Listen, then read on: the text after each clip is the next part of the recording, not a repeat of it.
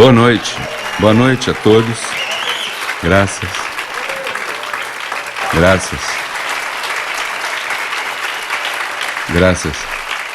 Bom, então, agora vamos para o Código Miranda. Vamos começar por Romanos, capítulo 15, verso 8.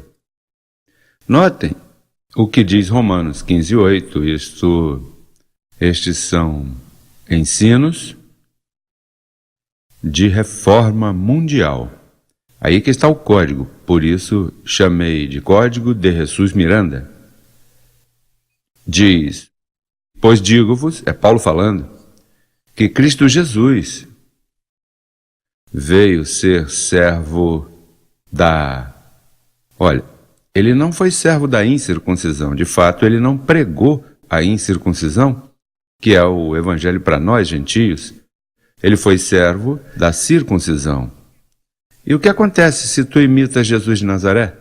E tens que obedecer ao evangelho da circuncisão, que é o que tem acontecido por 2000 anos. Em outras palavras, nós estamos ensinando ao mundo, oxalá tu possas lembrar disso e guardar evidência para que saibas em que tua mente está sendo educada, que se tu serves a Jesus de Nazaré e tua meta é o Menino Deus e as procissões católicas, Semana Santa, tudo isso que Jesus de Nazaré fez, se em tua mente tu dá graças por isso que ele fez, e aprendemos do amor que ele manifestou e as coisas que fez em seu ministério terrenal. Mas quando Paulo diz, se a Cristo conhecemos segundo a carne, ou seja, conhecemos Jesus de Nazaré segundo a carne, já não conhecemos assim. Como quem diz, já não aprendemos dele, porque ele foi servo da... que esse é o evangelho que os católicos praticam e os protestantes. Ou seja, o evangelho da circuncisão é que eles praticam. Por que nós sabemos?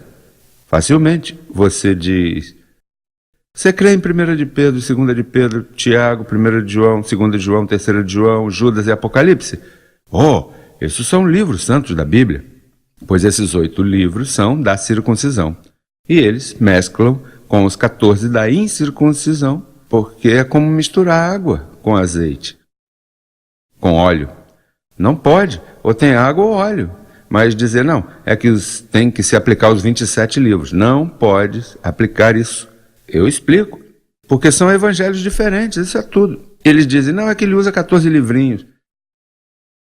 Não é que eu use 14 livrinhos, é que esses 14 livros são os que são para colocar a todos na verdade de Deus, que é o que ele veio fazer. Veja o que diz aí. Pois digo-vos que Cristo Jesus veio ser servo da circuncisão, para quê? Então, a verdade de Deus era a circuncisão? Não, ele foi servo disso para pagar a lei, viveu como judeu, para quê? Para mostrar a verdade de Deus e para confirmar as promessas feitas aos pais.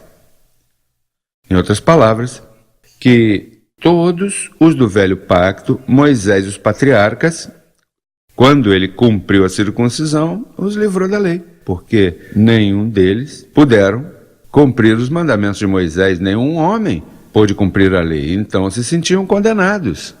E se tu não cumpres a lei, te perdes, pois então ele teve que ser servo de algo que ninguém pôde cumprir. Então veio, morreu, ressuscitou, pagou a lei, e uma vez tenha terminado com isso, mostrou a verdade de Deus. E qual é a verdade de Deus? A incircuncisão, o evangelho que tu e eu, abençoado, experimentamos por tantos anos e nos fez felizes. Por que te faz feliz? Porque te divide a Tiago. Primeiro que você diz, peraí, Tiago vai me matar, te tira de Pedro. Pedro te diz, o diabo anda rugindo como leão. Então ele diz, peraí, isso é circuncisão. E Cristo já pagou por isso, para tirar isso do meio. Como é que eu vou agora me identificar com o livro de Tiago e com Pedro? E então, e quando vai até João, imagina, aquele que se recostava nos braços do mestre, sabe o que ele diz? Ele diz, aquele que disser que ama a verdade, deve andar como ele andou. E como é que ele andou? Na circuncisão. Então eu não posso prestar atenção a João, e João foi quem escreveu o Apocalipse, por isso ele diz: se está frio te vomitarei. Claro, é que a circuncisão é vômito. A circuncisão não serve, não te vai fazer feliz. Bom, veja o que Paulo diz quando fala da circuncisão. Diz: transtorna casas inteiras. Olha, eu não sei o que acontece com os pastores. Onde tem a cabeça? Diga-me, o que você tem na cabeça? Teia de aranha, esterco? Eu não sei o que esses pregadores que estão contra mim têm contra, se o que eu faço é defendendo. Estou situando eles para que a maldição não caia em cima deles. E ainda se empenham em... Eu não sei, eu te digo, é uma cegueira tremenda. Olha, e a pessoa explica assim, olha, peraí, não, isso não é. Peraí, leia. Não.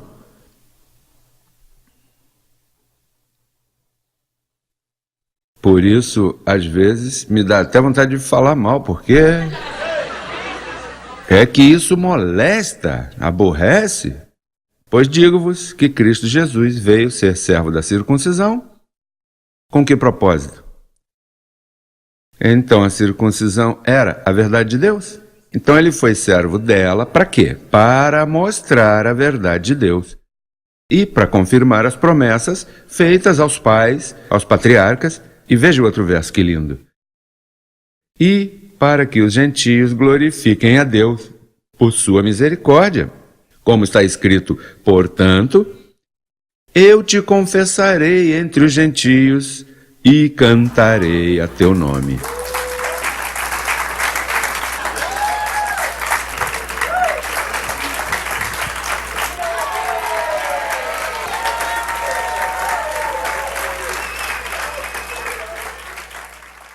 Tudo o que Jesus de Nazaré fez foi para nos conduzir. Olha, então, e vou te dizer uma coisa. Isto vem desde o velho pacto. As coisas que nós ensinamos aqui, não, é porque Paulo está louco. Tá bem, vamos dizer que ele estivesse louco. Mas olha, Paulo está dizendo, olha, isso aí disse lá em 2 Samuel 22:50. Samuel, um dos escritores históricos, políticos daqueles tempos. Veja o que diz Samuel. Portanto, olha, eu te confessarei entre as nações, não entre os gentios, porque lá o termo gentio não existia, mas ao dizer nações não são judeus, porque incluiria todo mundo. Então, quando você lê aí nações, pense nos gentios. Não pense somente naquela gente lá. Olha, eu te confessarei entre as nações, ó Senhor. E ela se chamava Jeová. E você respeita, já não diz Jeová, agora é Cristo Jesus, porque mudou o nome. Eu te confessarei entre as nações, ó Senhor, e cantarei a teu nome. Quer dizer que isso é uma promessa que Samuel disse milhares de anos lá. Então agora vem Paulo e diz, olha, isso que Samuel disse não se cumpriu ainda não se cumpre, porque diz, os gentios esperarão nele. Paulo diz, ainda não se manifestou o líder desses gentios, porque Paulo foi o líder para escrever o fundamento, mas não os ganhou, não pôde alcançá-los.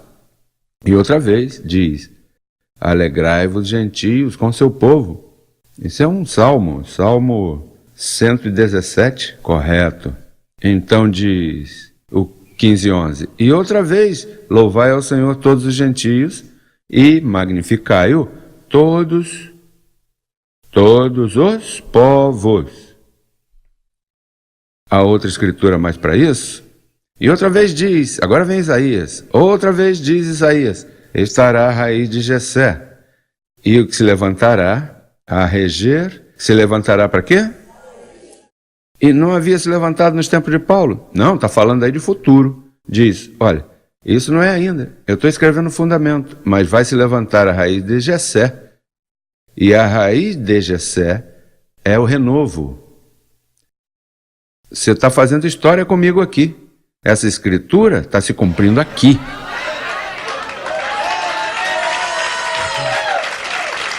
Veja o que diz. Os gentios esperarão. Porque tinham que esperar. Porque não havia chegado. Naquele tempo não havia chegado. Tem que esperar até que venha esse que pregará o meu evangelho e que regerá, dirigir um governo de gentios. Isso é o que está fazendo em Crescendo em Graça. Temos que ser bem cegos para não ver isso. Porque quem é que está dirigindo esse reinado de gentios? Falando uma mesma coisa, dizendo uma mesma coisa? Isso, olha, mais claro o galo não canta. Isaías 11:1, veja aí. Isaías 11:1.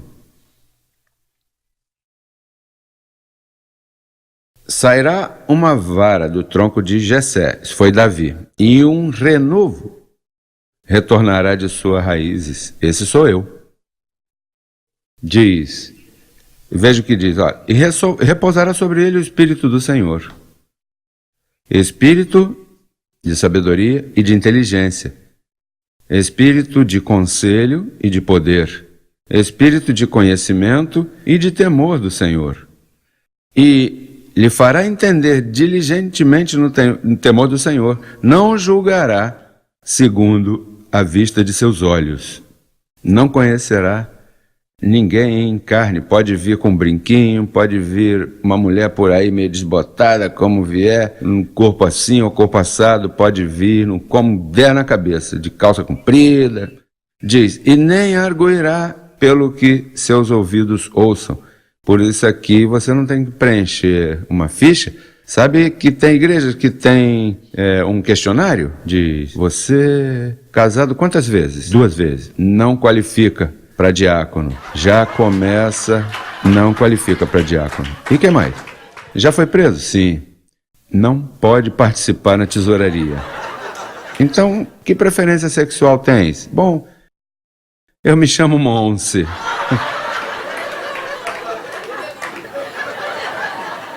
Tem que se arrepender. Põe o verso de novo.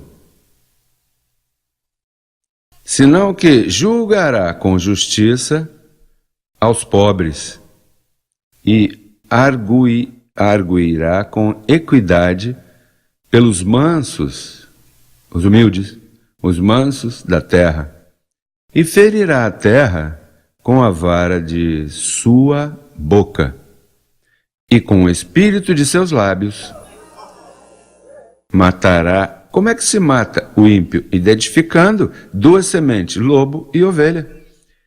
E será a justiça cinto de seus lombos, e a fidelidade o cinto de sua cintura.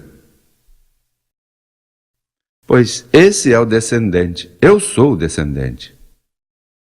Deus trabalha com semente.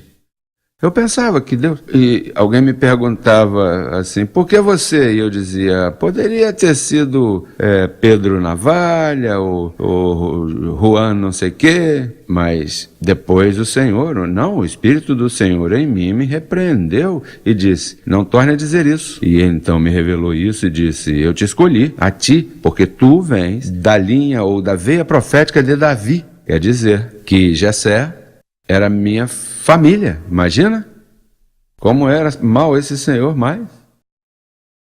Ele era mal porque não trouxe Davi para ser ungido? Porque está na Bíblia, não quer dizer que foi boa gente. Esse aí foi um criminoso, adúltero, criminoso, abusador. Mas Deus escolheu.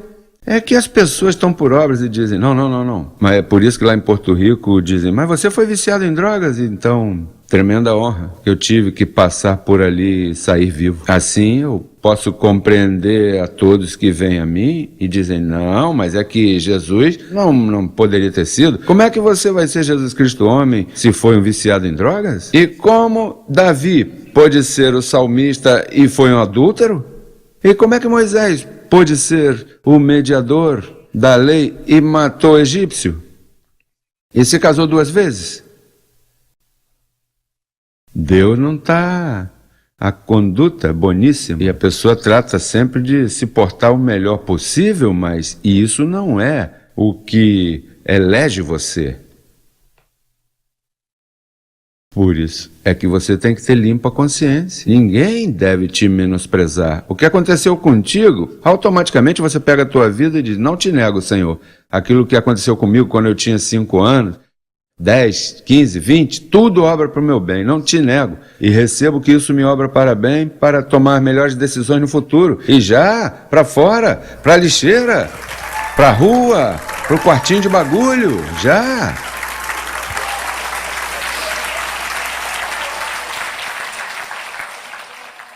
Lixeira, né? Então, vamos ver agora Romanos 7,4 para entender por que razão lemos tanto isso, né? Mas tem que utilizar sempre o mesmo. Não podemos inventar nada novo.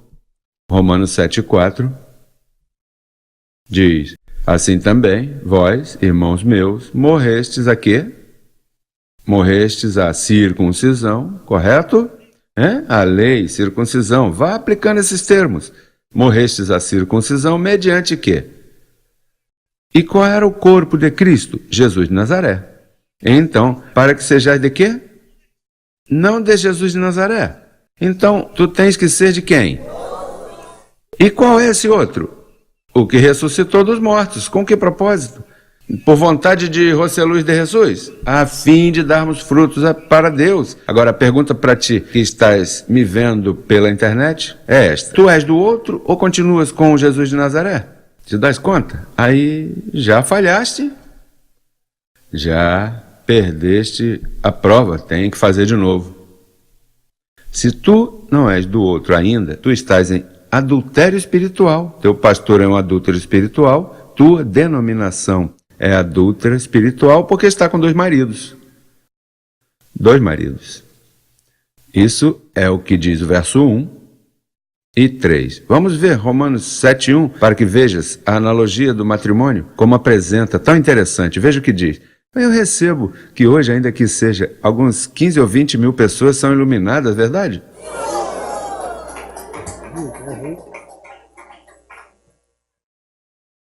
Veja o que diz. Acaso ignorais, irmãos, pois falo com os que conhecem a lei, que a lei se assenhoreia do homem enquanto este vive, porque a mulher casada está sujeita pela lei ao marido, enquanto este o quê? Mas se o marido morre, ela fica livre de quê? E não seja chamada o quê? Assim que, se em vida do marido se unir a outro varão, será chamada adúltera. Mas se seu marido morrer, é o quê? Livre dessa lei, de tal maneira que se unir a outro marido, não poderá ser chamada de adúltera. Por quê? Digo, na lei, você não poderia se casar de novo? Já viu esses pentecostais que não permitem que um pastor torne a se casar? Por quê? Porque estão debaixo da lei e não podem se casar. Porque eles estão debaixo da lei. Porque em lei, se tu te tornas a casar, és adúltero. Por isso você viu que a Igreja Católica excomunga as pessoas. E não deixam participar da comunhão. Por quê? Porque como eles têm uma mentalidade de lei, eles não estão em graça. Se estivessem em graça, eles procurariam uni-los. Porque a pessoa pode se unir. Então, se dá a oportunidade de se casar de novo, qual é o problema? E se o segundo matrimônio não funcionar, o terceiro, o quarto, o quinto, ou como a mulher aquela que tinha 7 maridos, tomara que, olha, não espere ter 7, tomara que funcione com o segundo. Aí é que vem a aplicação, no verso 4. Depois que faz essa analogia, veja o que diz, por isso é que estão em adultério. Assim também vós, irmãos meus, morrestes à lei. Assim também, o que está te dizendo aí? Que o contexto disso é a aplicação de uma analogia tomada de um matrimônio. Assim também vós, meus irmãos, morrestes à lei mediante o corpo de Cristo, para que sejais de outro. Sabe como diz algumas versões? Para que te cases com outro. Em inglês, o que diz? Dê-me aqui, eu vou ler. Você entende a palavra married? Married. Em inglês diz: Wherefore, my brethren, ye also are become dead to the law by the body of Christ, that you should marry to another. para que te cases com outro. Então, o chamado da igreja é casar-se com quem? Com o ressuscitado. Mas então, se te casas com o ressuscitado, não podes continuar praticando batismo, santa ceia, expulsando demônio e tudo, porque uma vez que te casas com esse novo marido, esse marido é quem te apresenta perfeito com uma só oferta. Esse marido foi quem destruiu o diabo. Por isso é que eles não querem se casar de novo. Eu quero que cometam adultério com este marido, mas eles, por não cometer adultério, ficam com Jesus de Nazaré, porque lá tem diabo. Você sabe que lá em Porto Rico, Rubem Sanches, creio que foi, disse, uma pastora lá, uma líder lá, disse: diga uma coisa, você gostaria de ir a uma igreja onde não há pecado, não há diabo, está salvo para sempre? Não. Ou seja, uma masoquista, ela prefere o diabo, prefere pecado e prefere se perder também. Não, eu não quero uma igreja assim. Eu quero uma igreja onde haja maldição, onde o diabo se manifeste, onde o ódio e as brigas se manifestem. Tem gente que é... Hã? Então, se você ainda vai a uma igreja onde há que se batizar com água, uma igreja onde estão orando e impondo mãos, você está numa igreja falsa. Apóstolo, mas é que todas as igrejas são assim? Será que eu mencionei aqui que todas as igrejas são falsas? Eu disse que todas as igrejas são falsas? Pois, se todas são assim, são falsas. Gálatas 2:4, creio que é. Veja o que diz. Paulo falando dos irmãos que tinham o primeiro marido, Jesus de Nazaré, dizia: e isto apesar dos falsos irmãos, introduzidos a escondidas, que entravam para espiar nossa liberdade, odeiam a liberdade, que temos em Cristo Jesus para reduzir-nos a quê? Olha, você sabe o que é isso? Que tu vês um irmão que entra à igreja e diz a ele: como está, irmão? Reinando em vida. Não, não reine. Você tem é que se escravizar. Escravo? Queriam reduzir. E como é que se reduz a ti a escravidão? Bom, entra numa igreja batista, ou numa igreja protestante, uma igreja católica, uma igreja dessas igrejas que tem por aí. Se tu entras ali, te escravizam logo em seguida. Mas são irmãos apóstolos, mas maltratam. Eu não estou maltratando, eu estou chamando de irmãos. Falsos, né? A única coisa que eu não quero estar com gente falsa. Bastante gente falsa já tivemos durante toda a vida. Para continuar andando com gente falsa, declaro por meus lábios e confesso e me comprometo o que estou dizendo, sabendo o que estou dizendo, que todos os pastores que estão me escutando, seja a denominação que seja, tu és falso. Portanto, olha, pode dizer o que queira, não me interessa. Suas opiniões não me interessam, vêm de falsidade. Eu peço a vocês que se cuidem de todas essas igrejas. Não os maltratem. Eu não mandei maltratar, mas que tenha olhos, olha, biônicos. Cuidado com o que está dizendo isso, porque está dizendo Deus te abençoe. Se te diz Deus te abençoe, é um falso irmão, porque não entende. Lá em Porto Rico, mas como é que você atreve a dizer que Deus te abençoe é uma coisa má? É mal. Não está vendo que tu estás abençoado e está me dizendo que eu não estou. Um irmão que diz, aleluia. Cuidado, isso aí tem 2000 anos de atraso em cima. Um aleluia essa hora, quando já o Espírito de Cristo veio a ti e clama, Abba Pai, e tu aleluia, e o outro, Abba Pai. Essas são as ervas daninhas que põem a perder todo o jardim. Não, aleluia não é nada e Deus te abençoe não é nada. Aqui isso é pecado mortal. Aí sim, pecado volta. Aqui, isso é uma má palavra.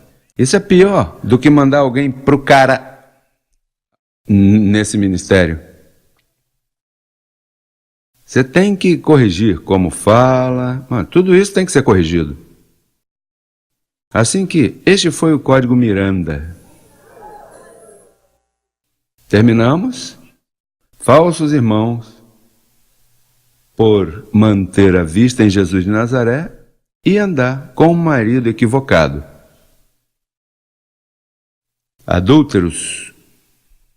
A igreja, por 2000 anos, está em um adultério espiritual. O Papa é um adúltero espiritual. Os sacerdotes, freiras, pastores, todos estão em adultério. Eu não posso respeitar essa gente. Digo, respeito suas vidas, mas suas crenças, para nada. Isso é falso, eu não quero saber disso, ponto. Eu, com falsidade, não quero identificação. E se você tampouco quer se identificar com isso, diga quem está ao seu lado. Mantenha-se firme, irmão, na verdade. Os músicos!